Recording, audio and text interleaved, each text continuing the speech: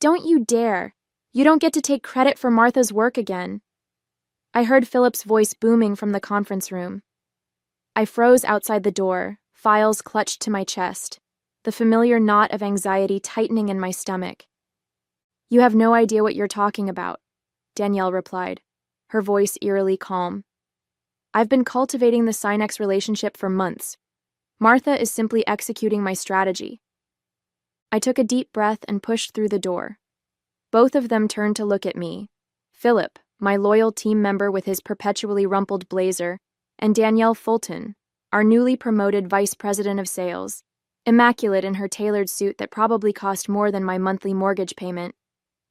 Martha, perfect timing, Philip said, relief washing over his face. Tell Danielle who actually created the pitch deck for Sinex. My name is Martha Ellison. I'm 32 years old and have spent the last 6 years working my way up at Orion Tech Solutions in Cincinnati, Ohio. We develop logistics software for transportation companies. Nothing flashy, but essential infrastructure that keeps goods moving across the country. I started as a junior sales associate and worked my way up to business development manager through pure grit and results. My diploma from Ohio University hangs in my modest cubicle, not Harvard or Stanford like many of our executives, a fact that Danielle never let me forget. We were just discussing the Sinex presentation, Danielle said smoothly, as though Philip hadn't been shouting moments before. I'll need your notes by end of day so I can finalize everything. I met her gaze steadily. Actually, Danielle, the presentation is already finalized. The entire deck is built around the customized supply chain solution I developed specifically for their multimodal needs. Well, I'll need to review it thoroughly, she replied with a tight smile. We can't risk losing this deal. It would be our largest contract ever. $50 million over 5 years, I nodded. I'm aware of what's at stake. What I didn't say was that I had been working on landing Sinex Holdings for nearly a year. Countless early mornings, late nights, and weekend work sessions had gone into understanding their pain points, crafting the perfect solution, and building trust with their team. I'd flown to their headquarters in Detroit 4 separate times, each visit bringing me closer to closing this career-defining deal. As Philip and I walked back to our desks, he shook his head. She's going to try to push you out of the final meeting. You know that, right? I sighed. Let her try. Tasha Brennan won't sign anything unless I'm in that room. What Danielle didn't know, what nobody at Orion Tech knew, was that Tasha, the CEO of Sinex Holdings, had been my roommate in college. We'd shared a cramped off-campus apartment for 2 years, splitting ramen noodles and pulling all-nighters together. We still met for brunch whenever she was in town. I hadn't leveraged our friendship to get the deal. That would have been unprofessional. But it certainly helped get my foot in the door. As I walked back to my desk, I noticed an email from our CEO requesting my presence at tomorrow's executive meeting. A chill ran down my spine. Something told me this wasn't about a promotion. The executive boardroom always made me uncomfortable. Everything was too polished. The gleaming mahogany table, the floor-to-ceiling windows overlooking downtown Cincinnati, the subtle smell of lemon polish and power. I smoothed down my department store blazer and took a seat at the far end of the table, painfully aware of being the only person in the room without an Ivy League pedigree. Our CEO, Jonathan Pierce, sat at the head of the table, his expression unreadable behind steel-rimmed glasses. Danielle sat to his right, a portfolio open in front of her. 3 other executives filled out the room, all men, all wearing nearly identical navy suits. Martha, thank you for joining us, Jonathan began. Danielle tells me you've made significant progress with Sinex Holdings. I nodded, pulling out my own notes. Yes, we're in the final stages. They've verbally committed to the full package, and we're scheduled to sign the contract next week. $50 million over 5 years with an option to renew. Jonathan leaned forward, fingers steepled. That's excellent work. It would be the largest contract in Orion Tech's history. Thank you, I replied, a small flutter of pride warming my chest. It's been a team effort, but yes, I'm proud of where we've landed. The thing is, Danielle interjected, We're concerned about Synex's enterprise-level needs moving forward. I frowned. I've built the entire proposal around their enterprise infrastructure. The implementation plan addresses every concern their IT department raised. Not just the technical aspects, Danielle continued smoothly. The relationship management. A client of this size requires a certain level of finesse. My stomach dropped. I'd seen this before. Danielle positioning to take over accounts after I'd done all the heavy lifting, but never with a client this significant. I've been managing the relationship for nearly a year, I said carefully. Tasha, Ms. Brennan, has specifically requested that I oversee the implementation. Danielle's smile didn't reach her eyes. Of course you've done excellent foundational work, Martha. No one's disputing that. But they were. I could see it in the way the executives exchanged glances, in the way Jonathan avoided my eyes. We need to ensure this flagship account receives our most experienced talent, Danielle continued. I'll be taking point on the final negotiations and signing. 6 years of loyalty. Countless weekends sacrificed. The biggest deal in company history nearly closed. And they were pushing me aside at the finish line. Is there a concern with my performance? I asked directly. Jonathan finally looked at me. Not at all. You've exceeded expectations. But as we grow, we need to consider the image we project to high-value clients. Danielle has experience with Fortune 500 accounts that you simply don't have. What he didn't say, but what hung in the air between us, was that Danielle had a Harvard MBA and connections in all the right places. I had a state school diploma and results. Somehow results weren't enough anymore. The next week passed in a blur of forced smiles and late nights. I handed over all my Synex files to Danielle, briefed her on every conversation I'd had with their team, and even drafted talking points for the final meeting. I did everything asked of me with professional courtesy, even as resentment burned in my chest. On Friday afternoon, with the contract signing scheduled for Monday morning, I received another calendar invitation from Jonathan. Another executive meeting, this time with HR copied. My heart sank. I knew what was coming, but it still felt like a bucket of ice water when I walked into the room and saw the manila folder sitting in front of my chair. Martha, thank you for your contributions to Orion Tech, Jonathan began, his corporate mask firmly in place. As you know, we're constantly evaluating our organizational structure to ensure we're positioned for the next phase of growth. I remained silent, waiting for him to get to the point. Beside him, Danielle had the decency to look slightly uncomfortable. We've decided to restructure the business development department, effective immediately, he continued. Unfortunately, your position has been eliminated. The words hung in the air between us. 6 years of my life discarded in a single euphemism. I see, I said, my voice surprisingly steady. May I ask why now, days before closing the largest contract in company history? This isn't about the Synex deal, Jonathan replied, though we all knew it was. This is about our long-term strategic direction. We need to elevate our team's credentials as we pursue more enterprise clients. You mean you need people with fancier diplomas? I said flatly. His expression tightened. We need people with elite educational backgrounds and enterprise experience moving forward. His eyes flickered briefly to the Ohio University degree that had been packed in the box now sitting at my feet.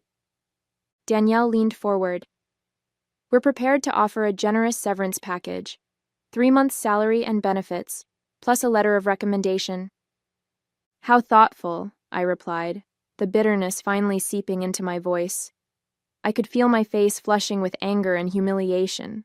6 years of sacrifice distilled into a paltry goodbye package. The head of HR, a woman I'd barely interacted with during my time at Orion Tech, slid the manila folder toward me. All the details are in here. We'll need your badge and laptop before you leave today. I looked at each of their faces, searching for a shred of genuine regret or appreciation for what I'd built. There was none. Just discomfort at an unpleasant task and eagerness to move on. Thank you for the opportunity, I finally said. standing up and gathering my things with as much dignity as I could muster. No dramatic speech, no tears, no begging. I simply took the folder, nodded, and walked out. As I packed up my cubicle, Philip hovered nearby, his face a mask of outrage and sympathy. "This is insane! After everything you've done? After Synex?" I carefully wrapped my Ohio University diploma in tissue paper. "It's fine, Philip. Really. It's not fine. You landed a $50 million deal, and they fire you before the ink is dry? You should fight this." I looked at him, a strange calm settling over me despite the day's devastation. They've made their choice, and on Monday morning, they're going to realize it was the wrong one. "What do you mean?" I smiled slightly as I closed the box. "Just wait and see." Monday morning, 9:30 a.m. I was sitting in my apartment in yoga pants, sipping coffee and scrolling through job listings when my phone lit up with a text from Tasha. "About to head into the lion's den. Wish you were here? Brunch this weekend to celebrate?" I smiled, typing back, "Absolutely." "Good luck today. Call me after." What Tasha didn't know, what I hadn't told her, was that I wouldn't be in the meeting. I deliberately hadn't mentioned my termination during our brief call over the weekend. Some might call it calculating, but I preferred to think of it as letting events unfold naturally. My phone buzzed again almost immediately with Tasha's reply. "Of course. Can't wait to work with you on this." I set my phone down, trying to ignore the twisted knot in my stomach. Part of me felt guilty for not warning her. A larger part of me wanted Orion Tech to experience the consequences of their decision firsthand. Across town, in the gleaming Orion Tech conference room, Danielle Fulton would be arranging presentation materials, making sure everything was perfect for the most important signing in company history. Jonathan would likely be there early, too, ready to take credit for the acquisition. They'd be smiling, confident, completely unaware of the tsunami heading their way. My phone rang at 10:15 a.m. Philip's name flashed on the screen. "Martha, oh my God," he said the moment I answered. "You are not going to believe what just happened." "Try me," I replied, setting down my coffee mug. Tasha Brennan walked into the conference room, looked around, and the first thing she said was, "Where's Martha?" Danielle tried to explain that you were no longer with the company, but Brennan cut her off. She said, and I quote, "If Martha's not involved, we need to revisit this contract immediately." I closed my eyes, picturing the scene. What did Jonathan do? He started doing damage control, talking about team approaches and how they value your contribution, but are moving in a strategic direction. Complete bull. Brennan wasn't having it. She said she'd been clear from the beginning that you were the reason Synex was considering Orion Tech, and without you, the deal needs to be reevaluated. A small vindictive part of me savored the image of Danielle's face as her victory crumbled. "Then what happened?" I asked. "They're in Jonathan's office now. It's chaos here, Martha. Absolute chaos. Danielle is practically having a meltdown. She's been calling legal to see if there's any way to force Synex to honor the verbal agreement." "There isn't," I said simply. I'd made sure the formal agreement wasn't signed before my departure. "How did you know this would happen?" Philip asked. I hesitated, then decided he deserved the truth. Tasha was my college roommate. We've been friends for over a decade. There was a long silence. "And Orion Tech had no idea," he finally said, something like awe in his voice. "They never asked. They saw my state school diploma and assumed I couldn't possibly have valuable connections." "So what happens now?" It was the question I'd been wrestling with all weekend. Part of me wanted to watch Orion Tech implode without the Synex deal. Another part, the professional who'd given 6 years to this company, couldn't completely abandon ship. "That depends on what they do next," I replied honestly. I didn't have to wait long to find out. Within an hour, my phone was blowing up. 3 missed calls from Danielle, 2 from Jonathan. a text message from an unknown number that turned out to be the head of HR, all with increasing levels of panic and forced politeness. I let them stew for another hour before finally answering Jonathan's fourth call. "Martha," he said, relief evident in his voice. "We need to talk." "I'm listening," I replied, keeping my tone neutral. "There seems to have been a misunderstanding with Sinex. Ms. Brennan is under the impression that you're essential to the deal." "That's not a misunderstanding, Jonathan. That's a fact." There was a long pause on the other end of the line. I could almost see Jonathan removing his glasses, pinching the bridge of his nose the way he did when negotiations weren't going his way. "Perhaps we acted hastily on Friday," he finally said. "We'd like to discuss bringing you back to oversee the Sinex implementation." I laughed, unable to help myself. "You fired me 3 days ago because I don't have an Ivy League degree. Now you want me back because you're about to lose $50 million. That's not," he began, but I cut him off. "It is exactly what happened, Jonathan. Let's not pretend otherwise." Another long pause. What would it take, Martha? To come back and salvage this deal? I'd spent the weekend considering this very question. At first, fueled by hurt and anger, I'd imagined demanding an outrageous salary, Danielle's job, public apologies. But as the initial sting faded, clarity emerged. I didn't want to return to a company that had discarded me so easily. No amount of money or title could repair that broken trust. "Nothing," I replied simply. "I'm not interested in coming back." "Everyone has a price," Jonathan insisted. "Name yours. Vice president title, equity, both?" "This isn't about money or titles. This is about respect. You showed me exactly how much you value my contributions on Friday afternoon. I admit we handled the transition poorly."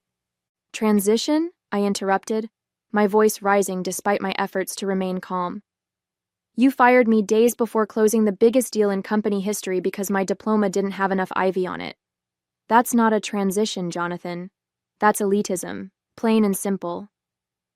The line went quiet again. When Jonathan spoke, his voice had lost its executive polish. "Tasha Brennan is threatening to walk.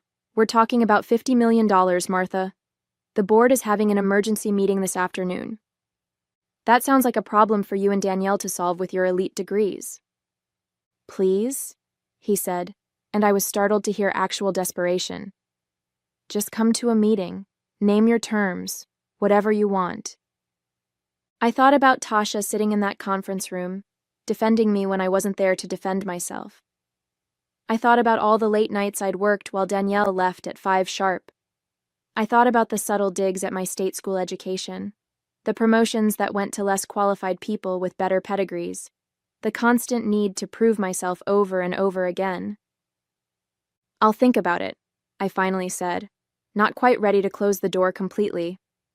"But in the meantime, you should know that Tasha has integrity. If she says the deal depends on my involvement, then it does." I hung up before he could respond, my heart pounding. The phone rang again immediately, but I let it go to voicemail. Then a text appeared from Tasha. "These people are unbelievable. They fired you? After everything you did to land this account? I'm furious. Call me ASAP." I smiled despite myself and called her back. "Martha," she exclaimed upon answering. "What the hell happened? Why didn't you tell me they let you go?" "I wanted to see what they'd say," I admitted. "Whether they'd own up to it or try to hide it." "Well, they tried to spin some garbage about restructuring and strategic vision, but I wasn't buying it. The arrogance of these people. As if I wouldn't notice you were gone." "Thank you for standing up for me," I said quietly. "You didn't have to do that." "Of course I did. You're the only reason we considered Orion Tech in the first place. Their solution isn't even the best on the market, but you convinced me you could make it work for our needs." I hesitated before asking the question that had been hovering in my mind. "So what happens now? With the contract?" Tasha's voice took on the sharp, decisive tone I recognized from our college days when she'd decided something important. "That depends on you. If you want me to walk away from Orion Tech completely, I will. but I have another idea, if you're interested. I'm listening. You remember Gregory Wilson? He was a year ahead of us, economics major? Vaguely, I replied, trying to place the name. He founded Wilson Enterprise Solutions 5 years ago, direct competitor to Orion Tech, but with a more innovative approach. They've been trying to get a meeting with me for months. I sat up straighter, immediately seeing where she was going with this. Greg's looking for a new business development director, Tasha continued. Someone who understands logistics software and has connections in the industry. Sound like anyone you know? You want me to go work for a direct competitor? I asked, my mind racing with possibilities. I want you to interview with them, Tasha clarified. What happens after that is up to you and Greg. But yes, if you took the job and if their solution meets our needs, I'd be very interested in discussing a partnership. The pieces clicked into place with dizzying speed. I could jump to a competitor, bring Synex with me, and show Orion Tech exactly what they'd thrown away. It was the perfect revenge, professional, clean, and completely ethical. Send me Greg's contact information, I decided. I'll reach out today. Already texted it to you, Tasha replied, and I could hear the smile in her voice. He's expecting your call. 3 hours later, I was sitting in a downtown cafe across from Gregory Wilson, founder and CEO of Wilson Enterprise Solutions. He was younger than I expected, barely 40, with the energetic presence of someone who built something from nothing. Tasha speaks very highly of you, he said after we'd exchanged pleasantries. Says you're the most client-focused person she's ever worked with. I believe in relationships over transactions, I replied. Technology changes, but trust is constant. We spent the next hour discussing his company, my experience, and the logistics software market. Unlike my interviews at Orion Tech years ago, Greg never once asked about my educational background. He was focused entirely on results and approaches. So here's the situation, he finally said, leaning forward. We're a smaller player than Orion Tech, but we're growing fast. Our technology is superior, more adaptable, cloud native, better UI. What we lack is someone who can get us in front of the right enterprise clients. Someone with relationships and industry knowledge? I nodded. Exactly. I'll be blunt, Martha. I want to poach you. I want to offer you our business development director position, reporting directly to me. Full autonomy over your client strategy, equity in the company, and a salary that will make Orion Tech's best offer look insulting. My eyebrows rose. That's quite a pitch. I believe in investing in talent, Greg shrugged. And from what Tasha tells me, you're exactly the talent we need. The fact that Orion Tech was stupid enough to let you go is their loss and my gain. For the first time since Friday, I felt a genuine smile spread across my face. I like your approach, Greg. When would you need an answer? How about right now? He challenged, a twinkle in his eye. I laughed. I appreciate the enthusiasm, but I'll need to see the formal offer first. Though I have to admit, I'm definitely interested. Fair enough. I'll have it to you by end of day. He stood and extended his hand. I'm looking forward to working together, Martha. As we shook hands, my phone buzzed with another call from Jonathan. I silenced it without looking. Problem? Greg asked, noticing the gesture. Not anymore, I replied with certainty. By the time I got home, I had 7 missed calls from Orion Tech executives, 3 voicemails pleading for a meeting, and an email from Danielle that was almost comically desperate. I deleted them all and opened the formal offer Greg had sent over. The compensation package made me gasp. Base salary twice what I'd been making, significant equity, signing bonus, relocation allowance if I wanted it. Most importantly, the title and authority I deserved. I signed it immediately and emailed it back. Then I called Tasha. It's done, I told her. I start at Wilson next Monday. Perfect, she replied, satisfaction evident in her voice. I just emailed Orion Tech formally, withdrawing from contract discussions. How did they take it? Like they'd been hit by a truck. Jonathan actually suggested they might take legal action. I snorted. On what grounds? You never signed anything. Exactly what I told him. I also mentioned that we're exploring other options that better align with our strategic direction. Let me guess. You're meeting with Wilson next week. Tuesday morning. I thought you might want to sit in. I laughed, feeling lighter than I had in months. Wouldn't miss it for the world. The next months unfolded like a masterclass in professional karma. I started at Wilson Enterprise Solutions the following Monday, diving into my new role with enthusiasm and purpose. Greg gave me the freedom to build my team and strategy from scratch, without the constraints I'd faced at Orion Tech. My first official act as business development director was to prepare for the Synex meeting. When Tuesday arrived, I walked into the conference room with confidence, greeting Tasha with a warm hug before seamlessly transitioning into my presentation. 2 hours later, we had the framework of an agreement. $45 million over 5 years, slightly less than the Orion Tech deal, but with significantly better technology and implementation support. Word travels fast in our industry. When news broke that Synex Holdings had signed with Wilson instead of Orion Tech, other clients took notice. My phone started ringing with calls from contacts I'd cultivated over the years, all curious about why I'd made the switch and what Wilson could offer that Orion Tech couldn't. I never spoke ill of my former employer. I didn't have to. The facts spoke for themselves. Orion Tech had fired me immediately after I landed their biggest ever contract, then lost that same contract when the client discovered I was gone. It was a cautionary tale that executives whispered about at industry conferences. 3 months into my new role, I got an unexpected LinkedIn message from Philip. Danielle was let go yesterday. Board cited the Synex disaster and failure to retain key talent. Thought you'd want to know.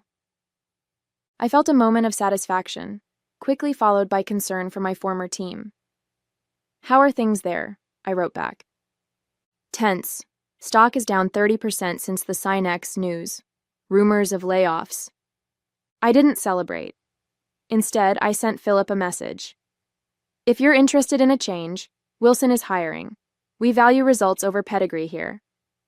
2 weeks later, he joined my team, the first of several talented Orion Tech employees who made the switch in the coming months.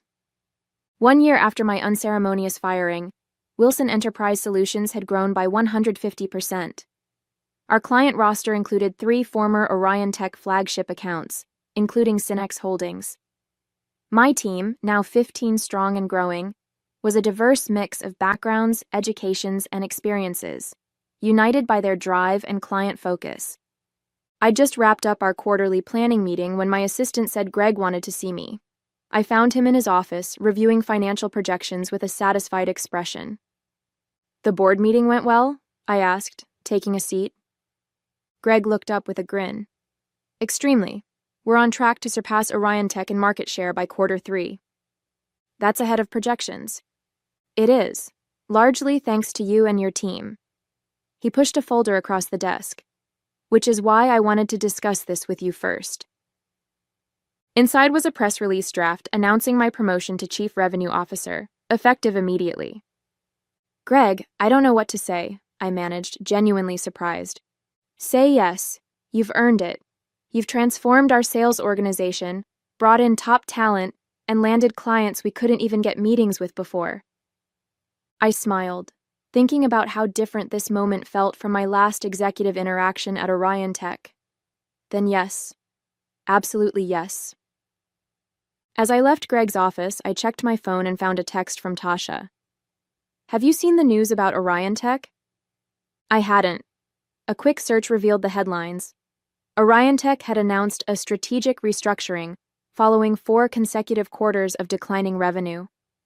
Jonathan Pierce was stepping down as CEO. The company was seeking a buyer. I felt no joy at their downfall, only a sense of professional vindication. They had valued pedigree over performance, connections over competence, appearances over results. The market had simply corrected their mistake. That evening, I passed the Ohio University diploma hanging proudly in my new corner office. I smiled at it, a reminder that success isn't about where you start, it's about where you finish and who you become along the way.